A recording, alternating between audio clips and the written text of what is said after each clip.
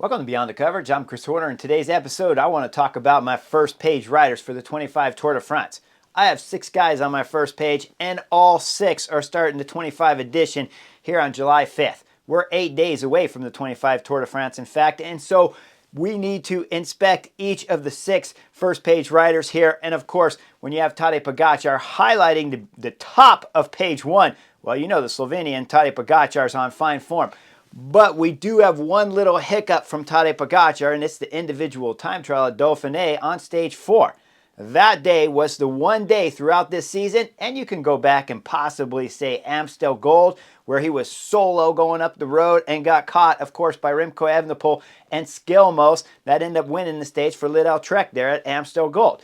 But was he really bad? No, he wasn't bad. He was fantastic. He just followed the move from the Frenchman Julian Alaphilippe, who went a little bit too early. Julian Alaphilippe blew spectacularly quickly. Then, of course, we see that Tadej Pogačar was solo and stuck out there a little bit too long, while Remco Evenepoel jumped a little bit later. Skilmos attached on. I won't even call that a hiccup day. I'll just say there's a little bit of rust on the legs, and that was the return of his beginning of his dominating season there, where from Amstel Gold he went later into Flèche and won. Then he won at Liège-Bastogne-Liège. But stage 4 of Dauphiné, the individual time trial, there is some kind of little nugget there that Tadej Pogačar and UAE team members have to be specifically careful on not to have that repeat at the Tour de France when we're talking stage 5, the individual time trial of 33 kilometers.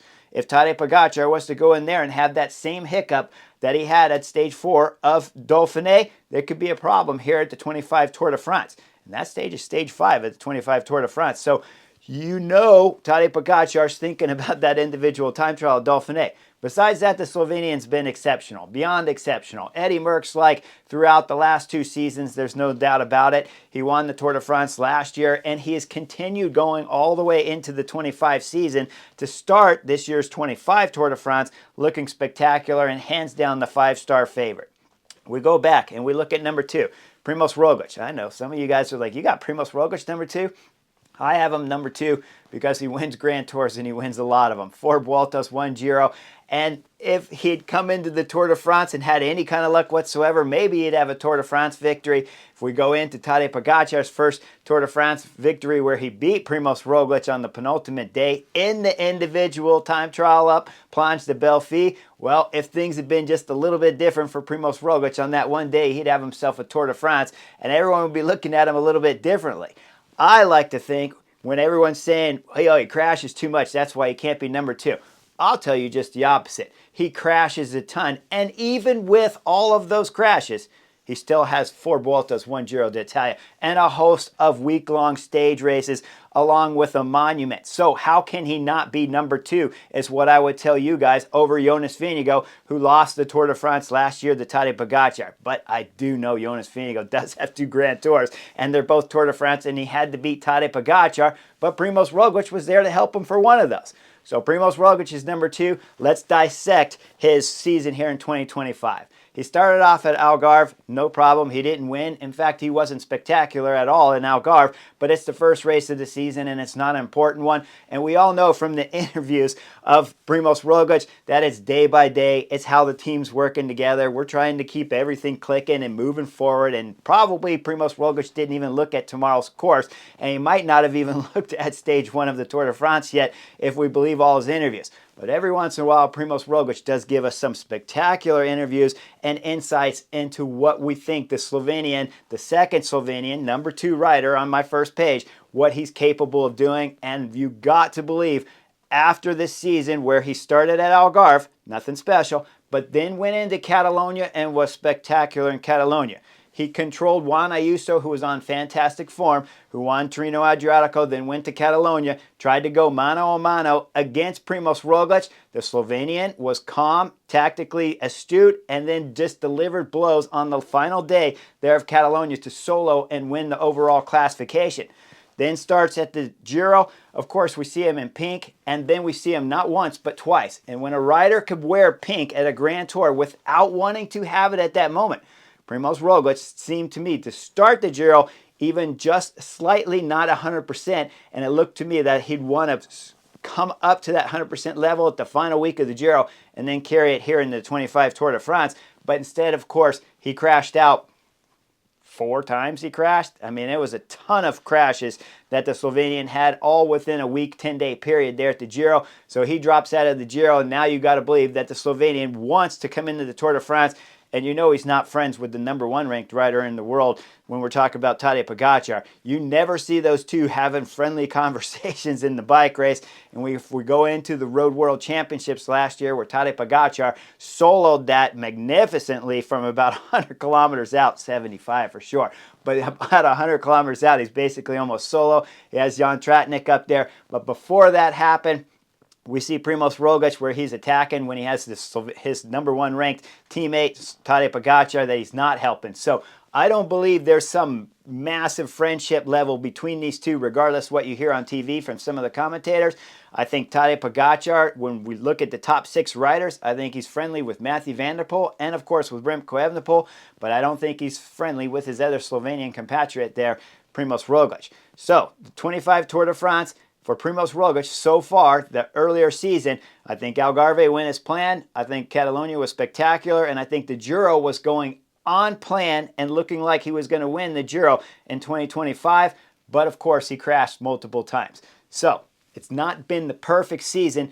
But when we look at it as a whole in terms of Primož Roglič focusing on being on the right form at the right time, I think the Slovenian's done a fantastic job. And you just cannot predict crashes.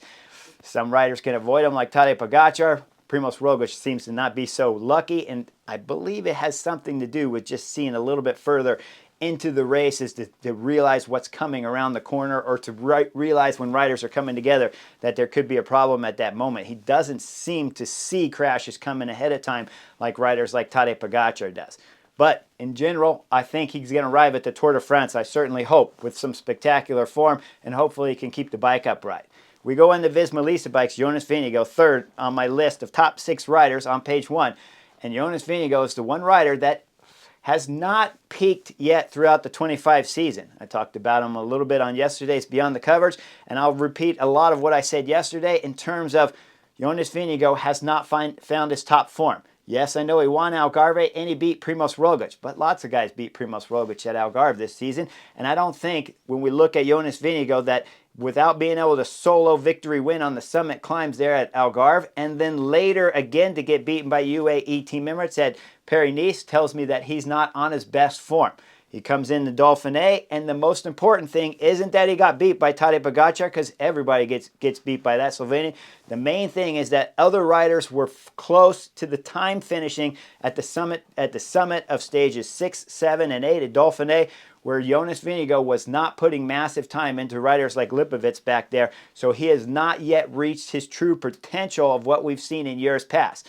Certainly not when we're talking about the 23 Tour de France Stage 16 individual time trial, where Jonas Vingegaard will need some kind of repeat form like we saw in 23 Tour de France to be able to beat the Slovenian Tadej Pogačar if he's 100% on form, and we expect nothing less from the Slovenian. So Jonas has to find that Stage 16 individual time trial from the 23 Tour de France. If he can find that form could deliver him a victory at the Tour de France without a doubt if he's riding with those kind of legs. But we have not seen it. He does have 3 weeks, though, from Dauphiné before the Tour de France starts, but now it's only 8 days. So he has some time to peak that form up. I've seen riders, of course, come into Dauphiné many times with the same level that Jonas has, and then be able to easily arrive within 3 weeks of training before the Tour de France starts. So I expect nothing less from the rider from Visma Lease Bike, Jonas Vingegaard. But he has not reached his top form. All right, fourth on my list has to be Remco Evenepoel, the Belgium super kid. He's won a ton. He's come into the 25 season hot and heavy 2 different times. Remember, he started at Brabantse and he won against Wout van Aert, and he won in power style, and of course beat Wout van Aert in the sprint at the finish there.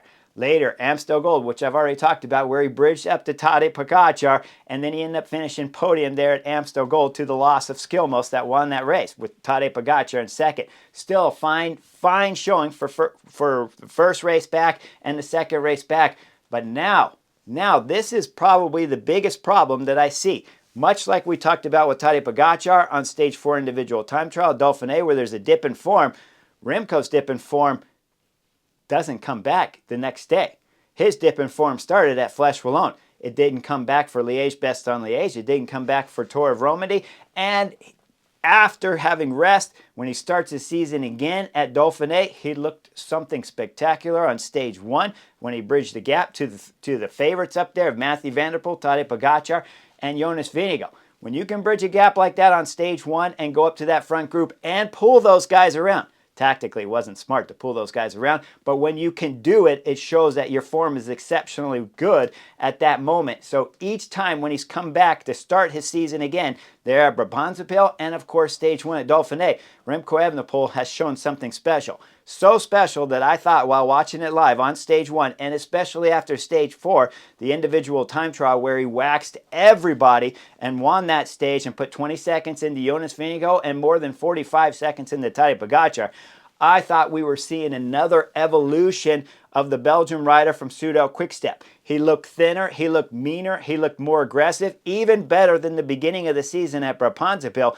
He looked something special, and I thought we were seeing the next level of Remco Evenepoel. But I was wrong. After stage 5, when we went into the mountains on stage 6 at Dauphiné, Remco Evenepoel blew up, and then he blew up again and again in the mountain stages at Dauphiné. So, of the 6 riders on my page 1 list, Remco Evenepoel is the one that I have the most doubts about, because when you have those big explosions and they last more than one day or one brief moment, then you got to ask yourself, something went wrong, and something went wrong at a huge level. So Remco Evenepoel is the one rider on the first page that I believe has the most difficult so far throughout the 25 season. And you guys might tell me, well, he won Brabantse. He went that at Amstel Gold, solid. He won the individual time trial at Tour of Romandy, so how bad could it have been? He got dropped by everybody in the mountains. Remco Evenepoel is coming to the Tour de France to for sure podium and deliver some kind of stage victories. Yes, we have the individual time trials that he can win. He just got done winning his Belgium TT National Championship, so you know he still has the ability to win the individual time trials, but can he go into the mountains that can deliver him a result, that can bring him a podium here at the 25 Tour de France? And can he battle with Tadej Pogačar, Jonas Vingegaard, and Primož Roglič? Well, that is the big question mark for Remco Evenepoel. And the 2 times that we have seen him drop in form, if it happens at this year's 25 Tour de France, you know he won't finish on the podium. Now, we go outside the 4 GC favorites on my first page list. We have to go to the 2 classic riders that I have, Wout van Aert and Mathieu van der Poel. Mathieu van der Poel is number 6. Number 5 is Wout van Aert. Why do I have him as number 5? Well, the big guy does something special. And when you can deliver a Giro d'Italia victory and you're not even on your best form, I know he didn't win the Giro, but I know he helped deliver it to Simon Yates, and he made it up Col de Finestre in order to make that happen. He was marvelous. That's why I have the big guy ahead of Mathieu van der Poel. Yes, Mathieu van der Poel has a better record when we're going into the Monument one-day races. There's no doubt about that. He wins more often than not against Wout van Aert. But Wout van Aert delivers massive blows at the most important times of the seasons. The classics, he's in the picture for sure, going for victories. Although this season, maybe not so sharp. But after the crash that he had at the Vuelta a España last season and damaging his knee, and of course having to have some operation and some work done to the knee, that's going to slow the process down. We saw him going through the classics a bit on the rusty side, even though he was trying to peak for Paris-Roubaix and Tour of Flanders. That never happened, but he wasn't so bad either. Top 5s in those races, those big one-day races, when you're a hands-down favorite, is still a solid result. Starts the Giro, a little sick, but then gets better and better after winning stage 9 at Strade Bianche. And then, of course, helping deliver Olaf Koy to stage victories there, sprint stage victories at the Giro. So Wout van Aert's my number 5, and I believe, and I certainly hope, that we'll see Wout van Aert with his 22 Tour de France form starting here in 2025. But Visma Lease Bike, as I discussed on the butterfly, on the Beyond the coverage yesterday, Visma Lease Bike have 2 first-page riders, but both are questionable of reaching their top form so far at the 25 season. Again, Wout van Aert has more time than Jonas even has, where Jonas had 3 weeks to get ready for the Tour de France. Wout van Aert's got 4 or 5 weeks since the Giro to get ready for the Tour de France. So can the big guy do it? We can only cross our fingers and hope so, because if Visma Lease Bike are on fine form, you know for sure we have one dominant team that can battle against Tadej Pogačar. But Wout van Aert still a question mark. Jonas Vingegaard still a question mark, whether or not they can reach with their top form at the Tour de France. We hope they can up here on the Beyond the Covers for sure. The last rider, number 6, Mathieu van der Poel. Well, Mathieu van der Poel has been spectacular. much like Tadej Pogačar. In fact, the two riders book in my first page riders in terms of how successful their season has become throughout the 25 seasons so far. Matthew Van Der Poel winning Milan-San Remo against Tadej Pogačar there, that he had to race tactically smart and still beat the Slovenian. Then, of course, he lost Tour of Flanders to Tadej Pogačar, but he won Paris-Roubaix. So, Matthew Van Der Poel's on fine form. There's no doubt about that. You watched Dauphiné, although he didn't win a stage, is what you might tell me. I'll tell you, when a classic guy can highlight every stage of an 8-day race, he clearly is coming in the right direction with his fitness. And with 3 weeks to get ready, just like the other riders, before the Tour de France starts, I expect nothing less than to see Matthew Van Der Poel battling out for stage victories in the first 10 stages of the 25 Tour de France without a doubt. Remember, stages 2, 4, 6, and 7 are classic style stages. This could be a magnificent first week of the Tour de France when you see all 6 riders from the first page battling against each other and having to fight tooth and nail for any kind of seconds they can gain against each other. Because as we know right now in the modern era of cycling, nobody wants to give up even time bonuses to their competitors here starting the 25 Tour de France. Matthew Van Der Poel is going to be a rider to watch, and of course, can Wout van Aert come up to his best? Those will highlight to add 6 riders battling it out on the classic stages here of the Tour de France. Now, I had one comment yesterday I want to bring up. One guy asked me after the Beyond the Coverage video, he said, how come you don't have any sprinters on your first page? Why do you have classic specialists up there like Peter Sagan style that now we call Wout van Aert and Matthew Van Der Poel, but you have no sprinters? I will never have a sprinter on my first page. I'm sorry, but first page riders, the top 6 riders on my first page, the reason why they're there is because they put the fear, the cycling fear of God into every rider that starts the race that they're involved in. Matthew Van Der Poel is the one rider that I have a little bit of hesitation of saying that he puts the fear into riders at every race he does. But when he does show up, he shows up magnificently at big, important moments. And when he does show up, he normally delivers knockout blows. So he is, of course, in my top 6. But Wout van Aert, number 5, he highlights races and stages of races and Grand Tours, and he helps his teammates win those races. So he's there. First page riders. When you look at the GC guys, every director sportif in their meeting, if they're Remco Evenepoel, the team Pseudo Quickstep, they're talking about Visma Lease Bike, UAE Team Emirates, and of course they're talking about Primož Roglič if he hasn't crashed lately. So those are why first page riders are called first page riders. They put the fear into the entire peloton, and at every director sportif meeting, they should be mentioned at least once, if not multiple times, that you need to pay attention to what this team is doing. That rides for UAE Team Emirates, Visma Lease Bike, Pseudo Quickstep, and of course Alpecin de Koenig, because those races and those riders change the flow of the race, of every race they're involved in. That's why they're first page. So sprinters are not first page, because unless it's a flat stage, well, they don't change stages. They don't put the fear. Throughout my 25 years of professional cycling, I loved having sprinters on my team. But when you really break it down to the pure and simple fact about it, I never feared a sprinter once in all my 25 years of racing my bike. In fact, I loved having sprinters in the race because it meant that they would control the flat stages and they would be out of the way and the field would be cutting less when we get into the mountain stages. One other way to look at it, if you don't believe my take on it, look there, of course, at the best, greatest sprinter in the world. I'll call that rider, of course, Mark Cavendish. And when we think about Mark Cavendish and his time spent over there at Sky, well, I remember 2012. Mark Cavendish was almost a first-page rider in 2012 when he was riding the front for Wiggins and Chris Froome during that year's Tour de France and still making it over multiple climbs, but still not putting the fear of God into myself when he was on the front. I never worried about getting dropped. But later, we of course know that Sky got rid of Mark Cavendish because they wanted a GC team to win the Tour de France, and they wanted riders to back up Wiggins and Chris Froome on Team Sky, and they wanted as many as they could, so they got rid of Mark Cavendish because they knew they wouldn't be taking him to the Tour de France. So if you can't make the selection for your Tour de France team because they know they can win the Tour de France and they don't bring riders, and another example, Dylan Groenewegen, of course, for Visma Lease Bike, then Jumbo-Visma, cut from the team of the Tour de France, right? Anytime you have a Tour de France team that can win, they cut their sprinters. That's why the sprinters cannot be first-page riders up here on Beyond the Coverage and the Butterfly Effect. Hope you guys like my take up here. Like and subscribe. I'll see you guys for the next video real soon.